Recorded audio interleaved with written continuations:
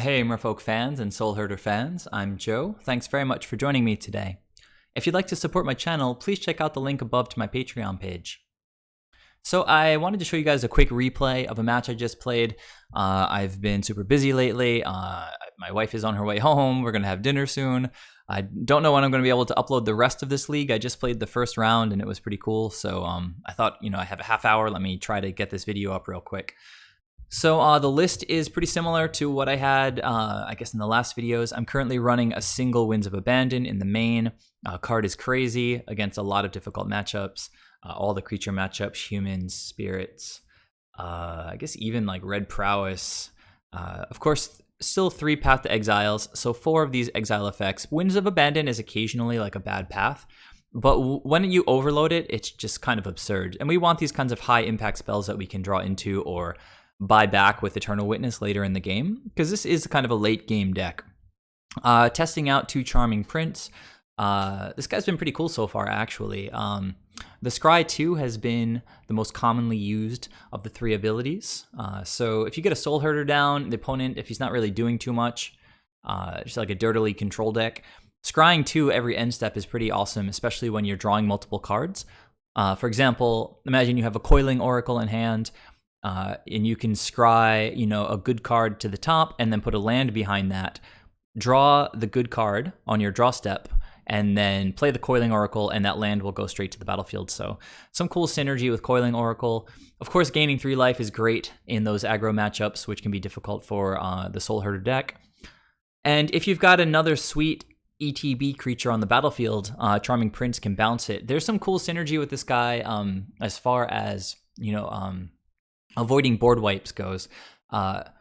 If your opponent casts Supreme Verdict and you've got, say, just Charming Prince and Eternal Witness out, maybe, 1 or 2 other little creatures.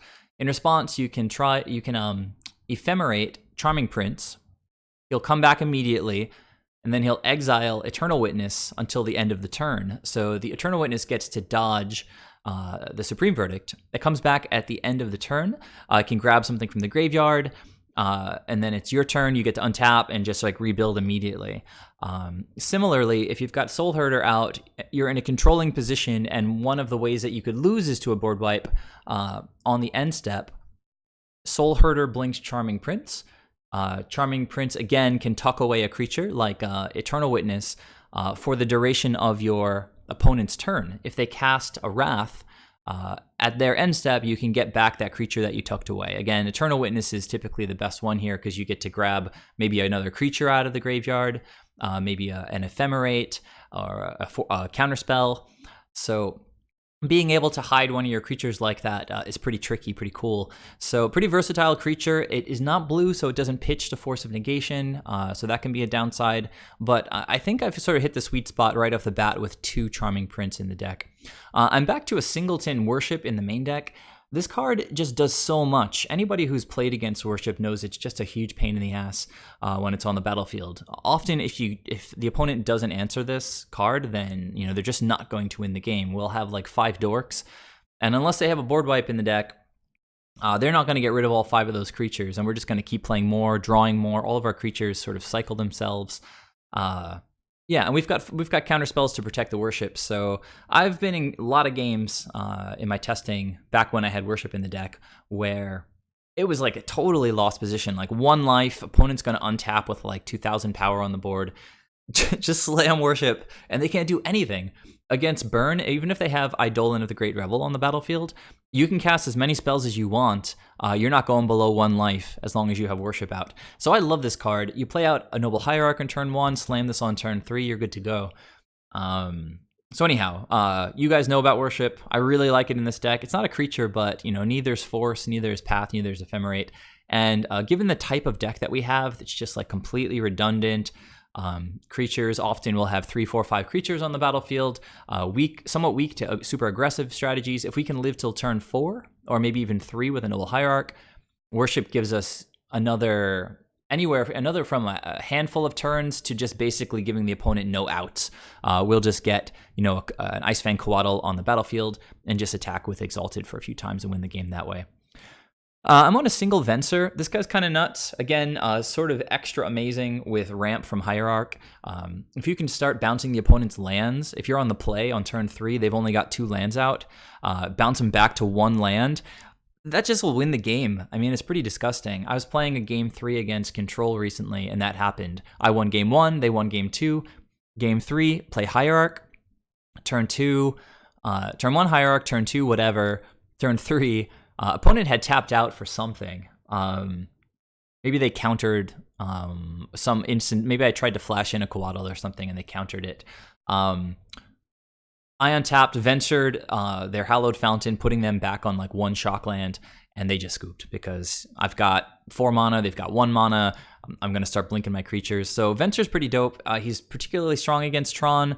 If you can bounce those Tron lands, a little bit slow. But important to note that he can also bounce a big spell if the opponent taps out for Ugin, or if the opponent taps out for even Supreme Verdict. Venser is going to put that back in their hand. So bounces lands, bounces creatures, bounces enchantments, bounces whatever. That's what Venser does. And pretty insane with Ephemerate. Apart from that, pretty stock. Got the Singleton Muldrifter down here. Sideboard, pretty versatile. Running a lot of Singletons. They're pretty great with all of the card draw effects that we have. We're just digging through our deck. We'll find that Singleton, cast it, grab it back with Eternal Witness, loop Eternal Witness with Ephemerate, grab that card again. If you draw 1 Ceremonious Rejection against Tron, and you can loop it with Ephemerate and Eternal Witness, the Tron opponent's not casting any more spells. Collector Oof has been just fantastic whenever I've drawn it, so I have no reason to go below 2. I've got a second Winds of Abandon, again, shoring up those aggressive matchups to complement the one in the main deck. 2 Celestial Purge. You're on the draw, you play your second land, pass to the opponent, they play a third land, they play Liliana, they make you pitch a card from your hand, and then you just Celestial Purge Liliana. Pretty big blowout. So loving Celestial Purge also gets rid of a lot of troublesome creatures like Death Shadow, Gurmag Angler, creatures in the Prowess decks or Burn decks. Pretty great card. Veil of Summer is ridiculous, I have to say. An opponent tried to Kolaghan's Command me the other day, 2 damage and discard. I had Veil of Summer up with Ephemerate also up, so I tried to Ephemerate one of my creatures, and the opponent had exactly 3 mana left, so they go for a second Kolaghan's Command, 2 more damage, discard another card. I Veil of Summer with my last mana, counter both Kolaghan's commands, draw a card. It's just save my creatures, save the cards in my hand. It's just like the biggest blowout I can remember. It's so amazingly good. Veil of Summer doesn't come in every matchup, but where it does come in, it's pretty sensational. Against humans, it's a straight up bomb because you can build a really nice board state, and then they try to wreck it with like a detention. What is his name? Deputy of Detention, or with a Reflector Mage. You respond with Veil of Summer, draw a card, counter the Reflector Mage, counter the Deputy of Detention. Great card. Disdainful Stroke, again, help against Tron. We really need it. Weather the Storm is the only card I have more than 2 of. It's just so good in aggressive matchups, particularly against Burn and Red Prowess. If Prowess tries to go off, sort of combo with like 4 or 5 free spells, or 1 casting cost spells, or Monomorphose, etc., you buff their guys up, we cast Weather the Storm, gain 20 life, and it's like, nice empty hand opponent, and meanwhile, we're sitting with a bunch of creatures on the battlefield, a bunch of cards in hand, and it's like we still got 20 life. Force of Vigor as a singleton I feel is kind of important. Helps us deal with things like Torpor Orb, can hit 2 artifacts against decks like Hardened Scales or Urza. Just a lot of value. Again, singletons are great because we dig so much. Eternal Witness can just grab it back. And a second Deputy of Detention, just super versatile. Temporary removal. All right, so that's the list. That's where I'm at. I'm going to go ahead and jump into this quick replay that I wanted to show you guys. All right, so I'm here for a replay of Game 1 of this Round 1 of a Modern League. Hopefully I'll be back with uploads of the rest of this league, but I don't know what my schedule is going to be like this week, and I just wanted to get you guys some video. So this is a beautiful hand. Inkmoth is a little scary. It could be Affinity, or as I said in the deck tech, we're pretty weak to aggressive strategies. I'm going to go ahead and jam Temple Garden into Hierarch. I could also get a Forest. But I like getting out these dual lands on turn 1. So Wooded Foothills, I was hoping that this was Infect, because, you know, we kind of stomp Infect, and it looks like it is. So I was pretty thrilled to see that. Also pretty thrilled to see that the opponent is just activating Inkmoth Nexus rather than playing like a Blighted Agent. And they just got in for 1. Drew a Hallowed Fountain, and since our life total is really not being threatened in this matchup at all, I'll just go ahead and play that Hallowed Fountain that I drew. We will potentially want access to basics if we draw an Icefang Coatl to be able to Death Touch this Inkmoth Nexus. But for now, I'm going to go ahead and just sort of have as many options as I can to be able to cast this Force of Negation, to be able to cast the Eternal Witness. But for now, since I don't really have anything in the graveyard, I could have cracked the Vista and then gotten it back with Eternal Witness, but I don't have a blue card to pitch to Force of Negation. If the opponent untaps and, you know, casts, what is it, like Scale Up, that new one that gives like +6, I wouldn't be able to respond. So they play Pendelhaven, activate the Inkmoth Nexus, and with Pendelhaven, this is actually a bit of a clock. So I kind of bluffed something with a Hierarch. Opponent decides to go for Mutagenic Growth, and I'm just going to let that one go. Not going to waste a Force of Negation on a Mutagenic Growth. And yeah, unfortunately I had to waste my mana that turn. Play the Vista, drew another Hierarch. I can play the Hierarch for now. And then again, I'm just going to have to leave up Force. We really want to draw our Path to Exiles. We really want to draw our Icefang Coatls. You know, that's 7 cards against which Infect has a really hard time dealing with against us. I mean, if I have a Coatl out on the battlefield with 2 Ephemerates, they're never going to get rid of that guy. It gives me a lot of time against an Inkmoth Nexus to eventually draw into Path to Exiles. I've got Eternal Witness to sort of rebuy the Path to Exiles. The opponent's just all in on this Inkmoth Nexus plan. And it's a little bit frustrating because, as I mentioned, we're really solid against Infect, and it looks like the opponent's on their way here. All right, so just 1 this turn. They're taking it pretty slow. Not quite sure what they're doing with 6 cards in hand and green mana up. Maybe they just have like 4 Blighted Agents and they don't really feel like casting it. So I'll just thin my deck on the end step by cracking Vista. At this point, with 2 Hierarchs, I can go ahead, I guess, and you know what? Let's see. What can I do here? Yeah, I'll get the play Witness, get back the Vista, and then I still have 3 mana up here to be able to hold up Force of Negation. Kind of a weird game. My hand sort of developed pretty strangely. So for whatever reason, the opponent decided to stop their clock for a turn and cast Once Upon a Time. So pretty terrible decision in my view. I'm just going to use this opportunity to cast Force of Negation. I can buy it back with an Eternal Witness next turn. An opponent has no follow-up, so that effectively put me on the front foot, at least for the time being. You can start swinging in with Eternal Witness. Opponent's going to take 4, go down to 11. Now I have to hit them 3 more times. They have to hit me 3 more times as things stand. They're going to get there first. You know, we still have to hope to draw into something good. I'm just going to go ahead and play my second Witness. We can speed up our clock if we draw into a 3rd creature. But for now, I'll probably just keep attacking with Exalted. Buy back the Force of Negation. Still have mana to cast it and hold up Ephemerate. The Ephemerate on Eternal Witness isn't really buying us back anything here.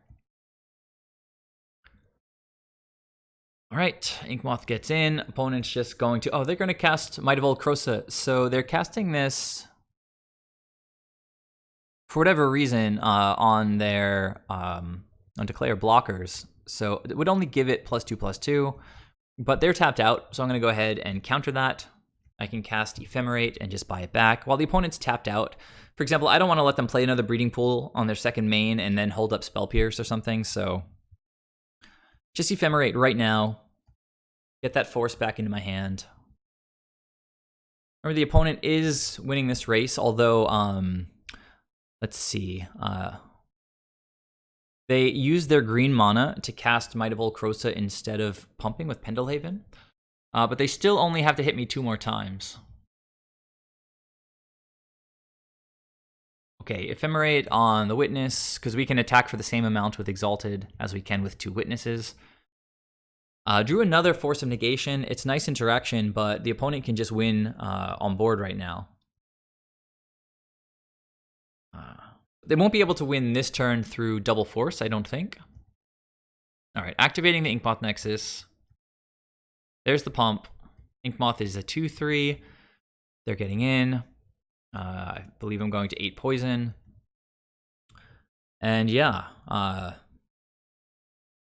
nothing we really want to rebuy. So I cracked the land, thinned the deck, and drew into one of my outs. It either had to be a Path to Exile or a Icefang Coatl. I drew the Coatl, and this card is particularly punishing against Infect, especially in this kind of a situation, because the opponent is obviously going to crack in with that Inkmoth Nexus, go to town, pumping it up. Once I flash this guy in, opponent giving Hexproof with Blossoming Defense or with Vines of Vastwood doesn't do anything against just like a Death Touch blocker. So I'm going to get in for my 4, passing the turn with, and I mean, there's really nothing they can do. Even if they have removal, I can just blink Icefang Coatl with Ephemerate, 2 Ephemerates, and I've got double force up, so. All right, opponent's going for it. Inkmoth, currently a 2/3. Gonna flash in the Icefang Coatl. Opponent cracks the fetch land, thinks about it a little bit, gets the forest. And yeah, they realize that they can't really do anything. Giving protection isn't gonna help them. And yeah, the flash flyer with Death Touch is just, so clutch in a lot of matchups. Inkmoth probably the sort of the highest up there among those matchups. So a pretty dicey game against a really good matchup. Fortunately, we were able to get through it and get the W. Let's go ahead to game 2 and see what I did with the sideboard. All right, back for game 2. Opponent's going to be on the play again. So what did I bring in? What did I bring out? Worship is not good against decks that do infect damage. So this just sort of prevents damage from me. Doesn't prevent anything that would hit our life total. So Worship comes out. 2 Charming Princes. This guy gains life as one of his abilities. So not the best. We've got plenty of creatures in the deck. Charming Prince can come out to make space. So those were the 3 cards that came out. I brought in my second Winds of Abandon. And let's see, what else would I have brought in? Any counter spells? Ceremonious? Don't think so. Oh, I brought in a Force of Vigor, because if the opponent attacks with an Inkmoth Nexus, as they did that game, I can either just pitch a green card or hard cast it to destroy the Inkmoth. And then there was one other card. Can't really remember it off the top of my head. The sideboard has been a little bit in flux. This is a great hand. It's land light. We've got that Force of Vigor I just mentioned. I brought in the second Deputy of Detention. So here's Once Upon a Time. This card, this is the first match that I've actually seen it in, and it seems pretty crazy, actually, being able to cast it for free. Even hard casting it for 2 mana doesn't seem like that big of a deal. Our opponents, so they start off with the Noble Hierarch, so we see it here, so we can hide it in the revealed cards. That was a great draw. We were really low on lands, as I said, so I'm going to go ahead, without our life total getting threatened, we can get shock lands, play the Noble Hierarch, hope that the opponent plays out like a Inkmoth Nexus.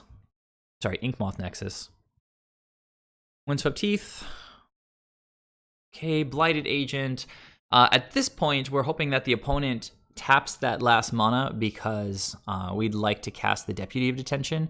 As it stands, the opponent could easily just hold up a protection spell for the Blighted Agent. And they do. They have another Glistener Elf, another Infect creature with the Glistener Elf. So pretty much doing the best we can on the draw here. Opponent has 2 Infect creatures and a bunch of mana. Pretty much exactly where Infect wants to be at this point in the game. So we'll get rid of their unblockable creature, tuck away the Blighted Agent underneath the Deputy of Detention. We've still got Force of Vigor here if the opponent draws into an Inkmoth Nexus. And if we draw another land, we've got Venser for interaction. So Distortion Strike, unfortunately, gives the Glistener Elf unblockable. So that's going to resolve, and it has Rebound like Ephemerate does, so he's going to be unblockable next turn as well. And then Krosa during the main phase means it's going to be pretty huge. It got exalted from Hierarch, and I believe I'm taking 7 unblockable Infect here. So a pretty strong turn 3 for the opponent.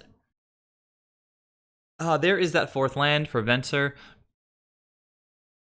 On the opponent's turn, I'm going to pause on their upkeep. At least on my turn, I'm going to swing in for 2 with the Deputy. And then you want to use any interaction against Infect before, especially when they have lethal on board, which they actually do, even though it might not look like it. They are going to cast the Rebounded Distortion Strike, which will make Glistener Elf a 2-power creature. 1 more from Hierarch makes it 3 more. So I'm dead on board, which means that the opponent doesn't have to play a bunch of tricky instant spells. They just have to go to attacks. So rather than let them go to their draw step and potentially hit one of those protection spells, I'm going to look to cast Venser during their upkeep. It's kind of a long shot. Looks like the opponent kind of has the nuts this game. I expect them to have either a Vines or a Blossoming Defense. So go ahead, get the basic snow-covered island. Try to flash in Venser here. Target the Glistener Elf. And in response, the opponent has a Veil of Summer, which gives the Glistener Elf hexproof from blue and black. That's such a good card. You know, I've got one in my sideboard, and that's just effectively going to win the game here. There's that Inkmoth Nexus. So, you know, Force of Vigor could have gotten online if I had some way to deal with this Glistener Elf, but opponent got there on the play. Took me down on turn 4. I got pretty good cards. I had some nice interaction. Did not draw any paths. And yeah, being on the draw against like a super fast creature-y combo deck like this can just be difficult. You know, Worship doesn't even help us. If it was doing regular damage, you saw I was able to jam my 4-drop on turn 3. So could have gotten Worship down with a bunch of creatures on the board, stalled things out, develop, start getting spells back with Eternal Witness. But against Infect damage, you know, we just have to sort of match the speed of the opponent, have enough interaction to slow them down. So 1-1 against Infect. Let's go to game 3 and see how the match turned out. All right, back for game 3 against Infect. I'm going to be on the play. And this is a mulligan. Sorry, I went through that pretty fast. You can just click back to see what I mulliganed. It was a Soulherder, 2 Ephemerates, and 4 lands, I think. But this is a really beautiful hand. It was kind of difficult choosing what card to pitch here, but Coiling Oracle, really important part of the engine, getting some card draw going. Winds of Abandon, certainly not going to get pitched. It's a way that on my turn 2, I can get rid of like a Glistener Elf. Venser is awesome interaction, but it's kind of a heavy spell. So I chose to pitch that to the bottom. I am going to open with Misty Rainforest to hopefully shuffle that Venser back closer to the top of the deck rather than staying on the bottom. Get my trusty Temple Garden and play a Hierarch. Argument to be made to grab a Hallowed Fountain there. Probably a slight misstep on my part since we have a basic forest in hand. And if they kill the Hierarch, then we have no blue mana to cast Coiling Oracle. Okay, so once upon a time, before they even play a land, they reveal a Blighted Agent, a little bit scary, and they open with a Hierarch, so getting their mana online early. We draw into a second card drawing 2-drop. It's one that can block the Blinkmoth that we had, Inkmoth that we had trouble with in game 1, but we are definitely leading on Coiling Oracle here. It hits a basic island, which is just beautiful, because now I can just pass to the opponent and flash in this Icefang Coatl. There's an Inkmoth Nexus, so we've got the excellent defense that I just outlined. Opponent plays a Blighted Agent, plays a second Hierarch, so that's actually a pretty fast clock. Unblockable 3 Infect damage every turn against our dirtily 1/1s. But we have some tricks up our sleeve. Icefang Coatl draws another Coiling Oracle. These are exactly the cards we want to be drawing early in the game. Bunch of card draw abilities with an Ephemerate in particular. So here, I decided to be a little bit greedy. I'm definitely going to cast Winds on Blighted Agent. I drew a second Winds of Abandon. I don't currently have 6 lands, but I've got these Coiling Oracles that can potentially ramp me, particularly with Ephemerate. But if I hit the Blighted Agent with Winds, the opponent is certainly going to activate the Inkmoth Nexus and get in for 3 in the air. I guess I could take that, but then they have a lot of mana up to cast spells. I'd probably have to throw my Coatl under the bus. However, sorry, I'm not sure I'm explaining this completely clearly. If I want to play this Coiling Oracle, which will only leave me with 2 more mana, assuming that I don't hit a land off Oracle, and I have to cast Winds on Blighted Agent this turn. But there's a chance that I hit a land off of Coiling Oracle, in which case I can still hold up Ephemerate and let me sort of ghost block this Inkmoth Nexus. If I hit a basic, then I don't even have to cast Ephemerate anyway, because Icefang Coatl can just trade with the Inkmoth Nexus. So I went ahead and just swung with the Coiling Oracle. The opponent wants to block, that's awesome.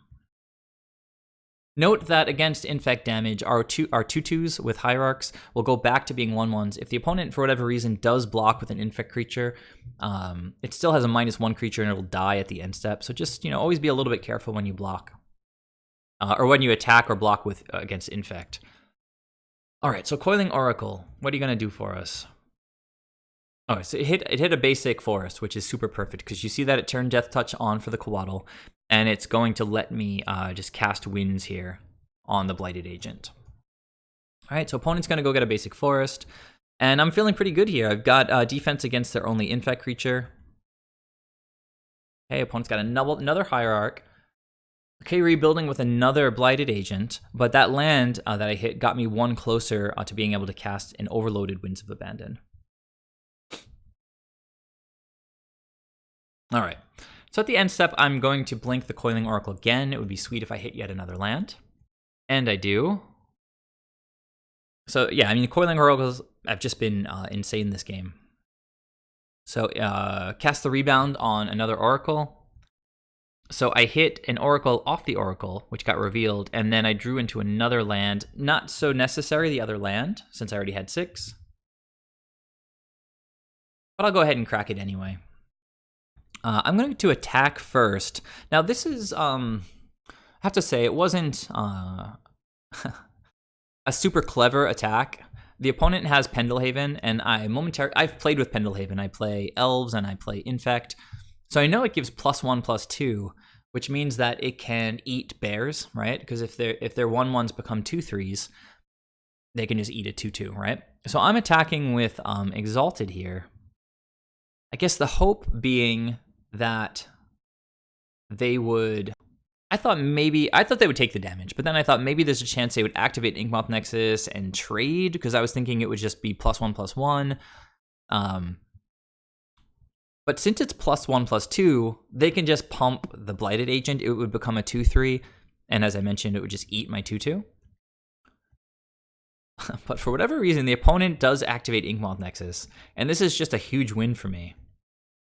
So they block, they pump, my Coiling Oracle dies, but it did a solid for the team, because now the opponent's tapped out, and they have 5 creatures on the battlefield for the moment, but now they have 0 creatures on the battlefield. Winds of Abandon is such a crazy Magic card. I don't know if some of you guys haven't played with it yet. Maybe you think the Overload is so expensive, like you'll never get to it. This is turn 4. This is probably the second time I cast a huge Winds of Abandon like this on turn 4. Yeah, it's just such a blowout. Did the opponent get 0 lands? I think they may have just gotten 0 lands. So they played another Pendelhaven. I think this Infect guy, you momentarily forget, I guess, sometimes that Pendelhaven is legendary. So blew up their old Pendelhaven, or maybe they've just given up, I don't know. I drew another Coiling Oracle, play that guy, draw an Ephemerate, swing for 2. And yeah, why not? They're not going to play some mono green board wipe, so let's just go nuts. Coiling Oracle hits another land, Ephemerate a Coiling Oracle, draw an Eternal Witness, play the Eternal Witness. I could grab back the Winds of Abandon, but honestly, I'm just going to grab an Ephemerate. If the opponent has removal when I try to cast it, so be it, but they have to feel like they're on the back foot here, and yeah, they scooped. So Yeah, pretty awesome match for Soulherder. That is kind of how the matchup goes. If they land a Blighted Agent and we have no paths, no Winds of Abandon, no way of dealing with that guy, no Deputy of Detention, the Infect can get us. You know, they can have a Hierarch and then play 2 Might of Old Krosa or something, and we'll just lose to Blighted Agent. But we've got Coiling Oracle, Icefang Coatl against their Inkmoth Nexus, and we've got Winds of Abandon to wipe away their whole team, even their manlands in this case. So lots of tools. I keep rebuying things with Eternal Witness. Trust me, it's just a very favorable matchup for Soulherder. I know that people with well-established, solid modern decks don't like to hear that they have bad matchups against relatively new brew decks. But it's definitely in Soulherder's favor. Hope you guys enjoyed it. I hope I'll be back with the rest of this league. As I mentioned, I'm just taking this opportunity. I've got like a free half hour or hour to upload this for you guys. Please leave your thoughts down below in the comment section. Please subscribe to the channel if you haven't done that yet. And if you'd like to support the channel, please take a moment and check out my Patreon page. I really appreciate it. So yeah, keep tuning in. I'll be back with more gameplay soon, and I'll see you guys there.